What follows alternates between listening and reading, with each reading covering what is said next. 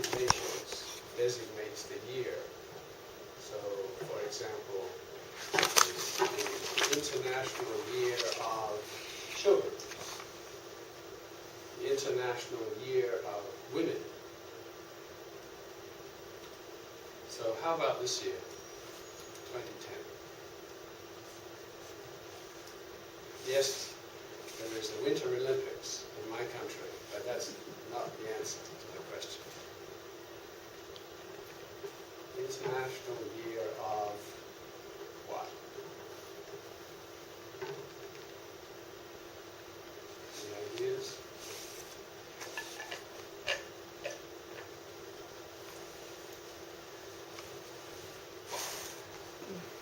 The answer is up there.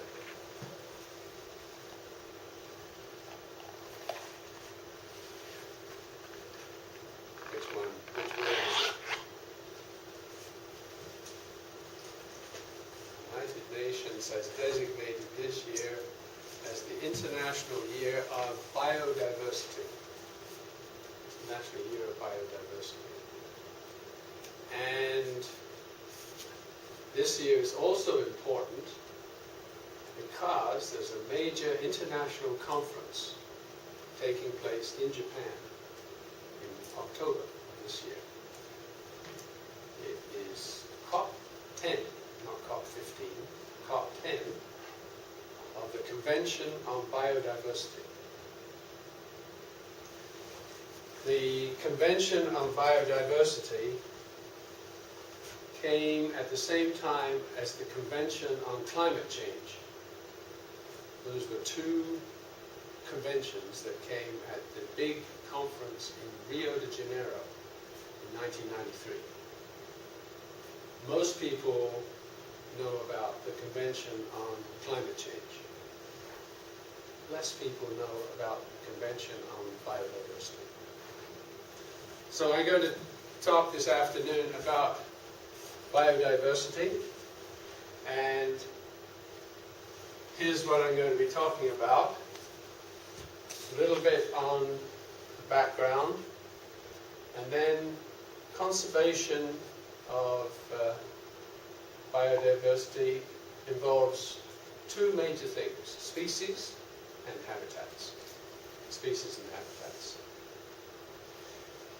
And the international conference in Nagoya, which will occur in October, will include discussion of species and habitats. But it will also include some other things as well. It will also look at action. What kinds of action have countries been doing for the last 10, 15 years? In my country, 8 years ago, we had a new act for protecting endangered species. 2 years ago, in Japan, there was a new act passed by the Japanese government to protect biodiversity. And we'll be talking a little bit about that later. And I'm going to give you some examples from North America, in particular from Canada, where I come from, and also examples from Japan. So one of the rationales for the Convention on Biodiversity is the importance of biodiversity. By biodiversity, we're talking about all the animals and plants on this planet. So biodiversity is a huge area. And because we're talking about all the plants and animals, we are also talking about ecosystems. Because all these plants and animals have a role in ecosystems. It's increasingly becoming apparent that we are changing the ecosystems of this planet. And we're heading towards some sort of crisis. Maybe in your lifetime, maybe not in my lifetime, but maybe in your crisis unless something's done. Biodiversity, all the plants and animals are of course very useful to us, humans. We depend on them for food, for shelter, for wood, to make furniture and so on. So it's very important. Also, humans are the most powerful of all of the animals on this planet, more powerful than any of the big predators. So we have an obligation, third point here, we have an obligation as the most powerful organisms on this planet to care for other plants and animals. And lastly, this word biophilia means the love of living things. And some people like to keep animals, cats and dogs, pets.